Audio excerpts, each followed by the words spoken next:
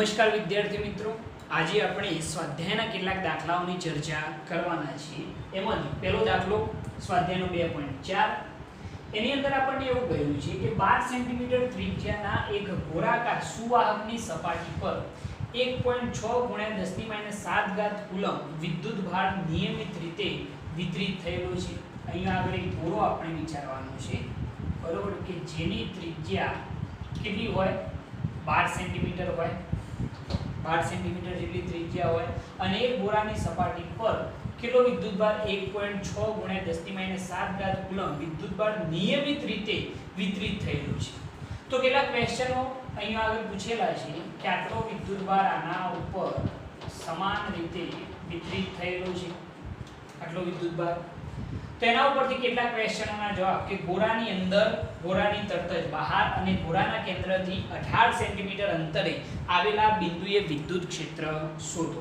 બરોબર છે? તો બહુ સિમ્પલ ક્વેશ્ચન બનશે. આ ગોળાની ત્રિજ્યા આપણને આપેલી છે, આ ગોળા પર સતત રીતે જે વિદ્યુતભાર પથરાયેલો છે એ વિદ્યુતભાર પણ આપણને આપેલો છે અને એમ કહ્યું છે કે આ ત્રણ જગ્યાએ વિદ્યુત ક્ષેત્ર કેટલું હશે. તો પહેલા ક્વેશ્ચનનો જવાબ આપીએ કે ગોળાની અંદરના વિસ્તારમાં વિદ્યુત ક્ષેત્ર કેટલું હશે. તો આપણને ખ્યાલ છે કે ગોળાની અંદરના ભાગમાં વિદ્યુત ક્ષેત્ર કેટલું હોય, શૂન્ય હોય. આ વસ્તુ આપણે ભણાઈ ચૂકેલા છીએ. તો આનો તો જવાબ સીધો મળી ગયો આપણને કે ગોળાની અંદરના વિસ્તારમાં, ગોળાની અંદરના વિસ્તારમાં વિદ્યુત ક્ષેત્ર કેટલું હોય છે, શૂન્ય હોય છે. તો આ પહેલા ક્વેશ્ચનનો જવાબ તો થઈ ગયો, બરોબર છે. હવે એના પછી જરા ધ્યાનથી સમજજો કે બીજો ક્વેશ્ચન શું છે કે ગોળાની તરત જ બહારના કોઈ બિંદુ પાસે વિદ્યુત ક્ષેત્ર કેટલું હશે. ગોળાની ત્રિજ્યા આપણને આપેલી છે 12 સેન્ટીમીટર અને ગોળાની જસ્ટ બહાર એટલે કે આ પોઈન્ટ પાસે, સપોઝ આ પોઈન્ટ પાસે આપણે, આ P પોઈન્ટ પાસે આપણે વિદ્યુત ક્ષેત્ર શોધવું છે. તો ગોળા પરનો જે વિદ્યુતભાર છે, ગોળાની સપાટી પરનો જે સમગ્ર વિદ્યુતભાર છે એને આપણે ગોળાના કેન્દ્ર પર કેન્દ્રિત થયેલો ધારી શકીએ છીએ. તો અહીંયા આગળ જે બીજો ક્વેશ્ચન છે એના માટે આપણે એમ કહી શકીએ કે ગોળાની સપાટી પરના વિદ્યુતભારને, સપાટી પરના વિદ્યુતભારને ગોળાના કેન્દ્ર પર, ગોળાના કેન્દ્ર પર કેન્દ્રિત થયેલું ગણી શકાય. બરોબર છે? સમગ્ર જે વિદ્યુતભાર હોય એ જાણે કે ગોળાના કેન્દ્ર પર કેન્દ્રિત થયેલું છે એ રીતે આપણે વિચારીએ. તો આ P બિંદુ પાસે વિદ્યુત ક્ષેત્ર કેટલું થશે? તો P બિંદુ જે છે એ ગોળાની જસ્ટ બહાર છે. એટલે આપણે જો અંતર કેવું હોય, ગોળાના કેન્દ્રથી આ P બિંદુનું અંતર કેવું હોય તો એ લગભગ ત્રિજ્યા જેટલું ગણી શકાય, કારણ કે જસ્ટ બહાર છે. એક સામાન્ય વધારે હશે પરંતુ જસ્ટ બહાર હોવાના લીધે આપણે એની ત્રિજ્યા જેટલું મૂલ્ય એનું વિચારી શકીએ. તો બીજા ક્વેશ્ચનનો જવાબ કે ગોળાની તરત જ બહાર જે વિદ્યુત ક્ષેત્ર છે, ગોળાની તરત જ બહારના બિંદુએ વિદ્યુત ક્ષેત્ર જો આપણે કેવું હોય તો વિદ્યુત ક્ષેત્ર E બરાબર kq અપન શું આવશે, r². તો E બરાબર k ની કિંમત 9 × 10⁹. વિદ્યુતભાર કેટલો છે તો 1.6 × 10⁻⁷ અપન અંતર કેટલું તો ત્રિજ્યા જેટલું, કારણ કે જસ્ટ બહાર છે. એક સામાન્ય વધારે હશે પરંતુ ગોળાની તરત જ બહાર કહેલું છે એટલા માટે આપણે ત્રિજ્યા જેટલું અંતર વિચારી શકીએ. તો ત્રિજ્યા કેટલી છે, 12 સેન્ટીમીટર. એટલે આપણે એને મીટરમાં કન્વર્ટ કરીએ તો 0.12 મીટર અને એનો શું થઈ જશે, સ્ક્વેર. બરોબર છે? આને આપણે મીટરમાં કન્વર્ટ કરીશું. 12 સેન્ટીમીટર છે ને એટલે આપણે શું કહી શકીએ, 0.12 મીટર. બરોબર? એનું સાદુરૂપ આપો. તમે સાદુરૂપ આપશો આનું એટલે તમને આનો જવાબ મળશે કંઈક 10⁵ જેટલો તમને જવાબ મળશે. કેટલો જવાબ મળશે, 10⁵. એટલે આપણે કેવું હોય તો વિદ્યુત ક્ષેત્ર ગોળાની જસ્ટ બહાર કેટલું મળે છે, 10⁵ ન્યૂટન પર કુલમ. આટલો થઈ જાય જવાબ. બરોબર? અહીંયા આપણે વિચારવાનું શું કે જાણે કે બધો જ વિદ્યુતભાર ગોળાના કેન્દ્ર પર કેન્દ્રિત થયેલો છે. જે રીતે પૃથ્વીનું સમગ્ર દળ પૃથ્વીના કેન્દ્ર પર કેન્દ્રિત થયેલું વિચારી શકાય, એ રીતે વિદ્યુત ભારને પણ ગોળાના કેન્દ્ર પર કેન્દ્રિત થયેલું વિચારી શકાય. તો ગોળાની જસ્ટ બહારના બિંદુએ વિદ્યુત ક્ષેત્ર કેટલું? P બિંદુએ. તો કેન્દ્રથી જે અંતર છે એ આપણે r વિચારીશું, સ્મોલ r, જે લગભગ એની ત્રિજ્યા જેટલું લેવામાં આવશે. બરોબર, કારણ કે જસ્ટ બહાર છે. તો વિદ્યુત ક્ષેત્ર E બરાબર kq/r². કિંમતો એપ્લાય કરો, અંતર જે છે એની ત્રિજ્યા જેટલું લેવાનું. તો તમને આ જવાબ મળશે 10⁵ ન્યૂટન પર કુલમ. ઓકે, એના પછી ત્રીજો ક્વેશ્ચન કે ગોળાના કેન્દ્રથી 18 સેન્ટીમીટર અંતરે વિદ્યુત ક્ષેત્ર કેટલું હશે? બરોબર, તો કેન્દ્રથી કેટલા અંતરે? 18 સેન્ટીમીટર અંતરે જો વિદ્યુત ક્ષેત્ર કેવું હોય તો વિદ્યુત ક્ષેત્ર E બરાબર kq શું થઈ જાય? r². તો E બરાબર k બરાબર 9 × 10⁹ વિદ્યુત ભાર આપેલો છે 1.6 × 10⁻7 અપન અંતર કેટલું? 18 સેન્ટીમીટર, એટલે કે 0.18 નો શું થઈ જાય? સ્ક્વેર. મીટરમાં કન્વર્ટ કરવું પડશે ને. ઓકે, તો આનું સાદુરૂપ આપો. સાદુરૂપ આપતો તમને જવાબ મળશે 444 × 10⁻². અને આને જો લખવા હોય તો 4.4 બે દશાંશ આ બાજુ હશે, પોઈન્ટ અહીંયા કહેવાય ને, બે દશાંશ કઈ બાજુ?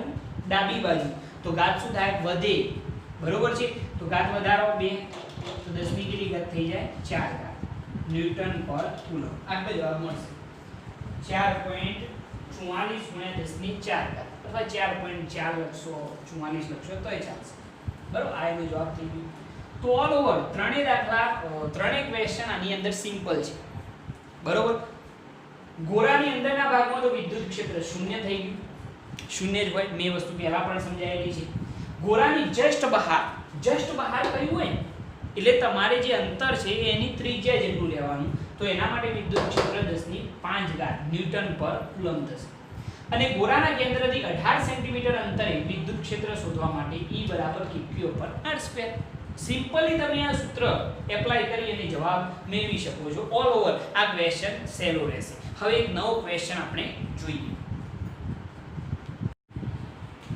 ઓકે, હવે આપણે એક બીજો દાખલો જોવાના છીએ, જે છે સ્વાધ્યાયનો 2.5. પ્લેટો વચ્ચે હવા હોય તેવા સમાંતર પ્લેટ કેપેસિટરનું કેપેસિટન્સ આપણને આપેલું છે 8 પીકોફેરાડે. અને 1 પીકોફેરાડે બરાબર કેટલા? 10⁻12 ફેરાડે. આ આપણે જાણીએ છીએ કે અહીંયા આગળ આપણે લખી કાઢીએ કે બે પ્લેટ વચ્ચે હવા હોય ત્યારે કેપેસિટન્સ, બે પ્લેટ વચ્ચે હવા હોય ત્યારે કેપેસિટન્સ C0 = ε0 * A अपन શું આવશે? B સૂત્ર. અને આપણને આપેલું છે કે C0 = શું થઈ જશે? 8 પીકોફેરાડ. અને C0 બરાબર લખવા હોય તો 8 × 10⁻12 શું થઈ જાય? ફેરાડ. પરંતુ આ ક્યારે? કે જ્યારે બે પ્લેટ વચ્ચે શું હોય? હવા હોય. બરોબર છે. ઓકે, હવે આપણને એમ કહ્યું છે કે જો બે પ્લેટ વચ્ચેનું અંતર અડધું કરવામાં આવે અને તેમની વચ્ચેના અવકાશને ડાઇલેક્ટ્રિક અચળાંક 6 ધરાવતા દ્રવ્ય વડે ભરી દેવામાં આવે તો તેનું કેપેસિટન્સ કેટલું થાય? એક સૂત્ર યાદ આવશે તમને. શું કરવાનું? બે પ્લેટ વચ્ચેનું અંતર કેટલું કરવાનું? અડધું. અંતર અડધું કરી બે પ્લેટ વચ્ચે ડાઇલેક્ટ્રિક દ્રવ્ય ભરી દેતો કેપેસિટન્સ. ઓકે, હવે બે પ્લેટ વચ્ચેનું અંતર અડધું કરવાનું અને એમની વચ્ચે શું ભરી દેવાનું? ડાઇલેક્ટ્રિક દ્રવ્ય. યાદ કરો થિયરી કે જ્યારે બે સમાંતર પ્લેટ વચ્ચે ડાઇલેક્ટ્રિક દ્રવ્ય ભરવામાં આવે ત્યારે કેપેસિટન્સ C' બરાબર C0 * શું થઈ જાય? K. આ સૂત્ર મેં સાબિત કર્યું હતું, જે તમે આપણા વિડિયો લેક્ચરોની અંદર જોઈ શકો છો. અહીંયા આગળ આપણે પ્લેલિસ્ટમાં હાજર જ છે. બરોબર, તો બે પ્લેટ વચ્ચેનું અંતર અડધું કરી બે પ્લેટ વચ્ચે શું ભરવાનું? ડાઇલેક્ટ્રિક દ્રવ્ય ભરી દેવામાં આવે તો કેપેસિટન્સ શું થાય? C' બરાબર C0 * K. આનો મતલબ શું થાય? કે ડાઇલેક્ટ્રિક દ્રવ્ય ભરતો સમાંતર પ્લેટ કેપેસિટરનું કેપેસિટન્સ એ શૂન્ય અવકાશમાં કેપેસિટન્સ કરતો કેટલા ગણું k ગણું થાય છે. યાદ આવી છે સ્ટેટમેન્ટ? ઓકે. તો c ડેશ બરાબર c નોટ ઇન્ટુ શું થઈ જશે k, અથવા તો આ લખીએ k ઇન્ટુ c નોટ. તો c dash is equal to k into c naught બરાબર શું થાય epsilon naught into a upon અંતર કેટલું થઈ જાય d બાય 2, કારણ કે અંતર કેટલું કરવાનું અડધું. બરોબર છે? યાદ આવે છે આ થિયરી? ના આવતી હોય તો પ્લેલિસ્ટની અંદર છે કે જ્યારે બે પ્લેટ વચ્ચે ડાઇલેક્ટ્રિક દ્રવ્ય ભરવામાં આવે ત્યારે capacitance c dash is equal to c naught into શું થાય k. મતલબ શું થાય કે ડાઇલેક્ટ્રિક દ્રવ્ય ભરતો ઉદ્ભવતું કેપેસિટન્સ એ શૂન્ય અવકાશમાં ઉદ્ભવતા કેપેસિટન્સ કરતો k ગણું હોય છે. તો c ડેશ બરાબર k ઇન્ટુ c નોટ. તો c ડેશ બરાબર k ઇન્ટુ c નોટ ની જગ્યાએ શું લખવાનું એપ્સિલોન નોટ ઇન્ટુ a, અને અંતર કેટલું કરી દેવાનું d બાય 2. તો શું થઈ જાય c ડેશ બરાબર છેદનો છેદ અંશમાં તો 2k બરોબર epsilon naught into a upon શું થઈ જાય d. આ epsilon naught into a upon d ની જગ્યાએ તો શું લખાય c નોટ. તો c dash is equal to 2k into શું થઈ જાય c નોટ. કિંમત એપ્લાય કરીએ તો c dash is equal two 2 into kilo dielectric અચળાંક ધરાવતા 6 અને c નોટ કે જ્યારે હવા હોય ત્યારે કેપેસિટન્સ કેટલું આપેલું છે 8 × 10⁻12. તો કેટલા થશે 6 દુ 12 12 8 96. એટલે capacitance c dash is equal two 96 × 10⁻12. તો c dash is equal two 96 શું થઈ જાય પીકો ફેરાડે. સિમ્પલ ક્વેશ્ચન થઈ ગયો હતો. બરોબર? યાદ શું રાખવાનું કે બે પ્લેટ વચ્ચે હવા હોય ત્યારે સમાંતર પ્લેટ કેપેસિટરનું કેપેસિટન્સ કેટલું 8 પીકો ફેરાડે. તો જ્યારે હવા હોય ત્યારે capacitance c naught is equal to epsilon naught into a upon d. તો c નોટ બરાબર કેટલું આપેલું છે 8 પીકો ફેરાડે, જેને મેં ફેરાડેમાં દર્શાવ્યા છે. યાદ રાખજો કે 1 પીકો ફેરાડે બરાબર કેટલા થાય 10⁻12. તો આ હવા હોય ત્યારે થઈ ગયું. હવે શું કરવાનું કે જો બે પ્લેટ વચ્ચેનું અંતર શું કરવામાં આવે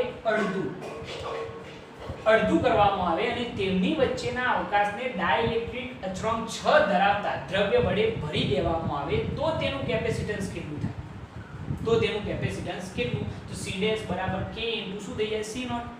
ડાઇલેક્ટ્રિક દ્રવ્ય ભર્યા પછી સમાંતર પ્લેટ કેપેસિટરનું કેપેસિટન્સ એ શૂન્ય અવકાશમાં ઉદ્ભવતા કેપેસિટન્સ કરતો કેટલા ગણું હોય k ગણું હોય.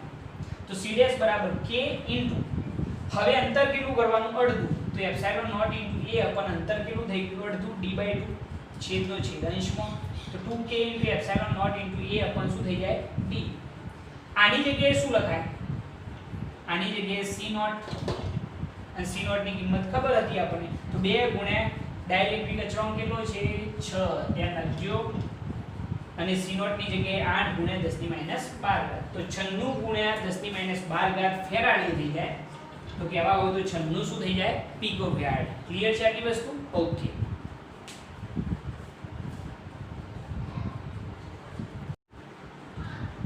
ઓકે, હવે સ્વાધ્યાયનો 2.6. તો એની અંદર આપણને શું કહેલું છે કે દરેક 9 પીકો ફેરાડે કેપેસિટન્સ ધરાવતા 3 કેપેસિટરોને શ્રેણીમાં જોડેલા છે. કેટલું કેપેસિટન્સ 9 પીકો ફેરાડે કેપેસિટન્સ ધરાવતા 3 કેપેસિટરોને શ્રેણીમાં જોડેલા છે. એટલે કે આપણે કન્ડિશન સમજવી હોય તો એક આવી કહી શકાય કે 3 કેપેસિટરો છે. સમજી લો કે આ પહેલું કેપેસિટર, આ બીજું કેપેસિટર અને આ ત્રીજું કેપેસિટર. આ ત્રણેયને આપણે એક બેટરી સાથે જોડી દઈએ, અહીં એક કર મૂકી દઈએ. આવી રચના હશે.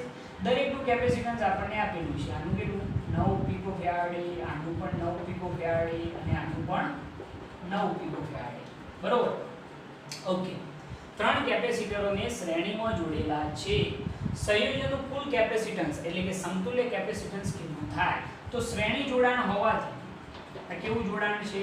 શ્રેણી જોડાણ હોવાથી સમતુલ્ય કેપેસિટન્સ 1/c ડેશ બરાબર 1/c1 1/c2 1/ શું થાય c3. જાણો છો તમે? યાદ છે ને? તો ઓકે. તો 1/c dash is equal two 1/c1 કેટલા 9 પીકો ફેરાડે પ્લસ 1/C2 પણ કેટલા 9 પીકોફેરાડે પ્લસ 1/C3 પણ કેટલા 1/9 પીકોફેરાડે. તો સમતુલ્ય કેપેસિટન્સ જો કહેવું હોય તો 1/C' પ્લસ આ કેટલો થાય 9 ઉપર સીધે સીધો સરવાળો એટલે કેટલા થઈ જાય 3. તો વ્યસ્ત લઈએ તો C' બરાબર 9/3 3 તરી 9. તો સમતુલ્ય કેપેસિટન્સ કેટલું થઈ ગયું 3 પીકોફેરાડે. સિમ્પલી જવાબ આવી ગયો. બરોબર છે. ઓકે, હવે બીજો ક્વેશ્ચન. આ પહેલો ક્વેશ્ચન હતો એ. હવે આ સંયોજનને 120 વોલ્ટના સપ્લાય સાથે જોડવામાં આવે. આ જે સપ્લાય છે એ કેટલા 120 વોલ્ટ 120 વોલ્ટના સપ્લાય સાથે જોડવામાં આવે તો દરેક કેપેસિટરને સમાંતર વિદ્યુત સ્થિતિમાનનો તફાવત કેટલો હશે? બહુ સિમ્પલ. આનો જવાબ તમે ઈઝીલી આપી શકશો. કેમ ઈઝીલી? જરા જોજો કે અહીં દરેક કેપેસિટરનું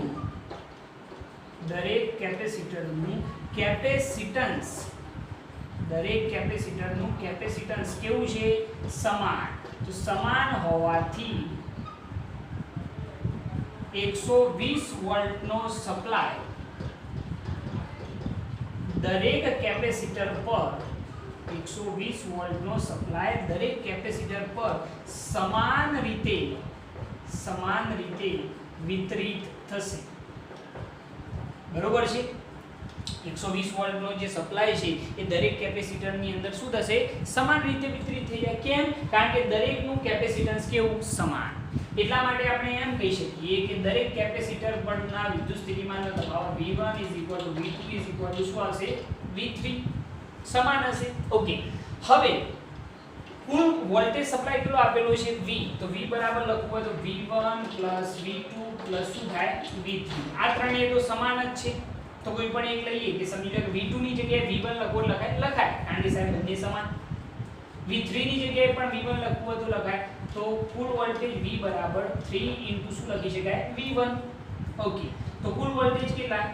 120 3 * શું થઈ જાય? V1. તો V1 120/3 કેટલા થઈ જાય? 40.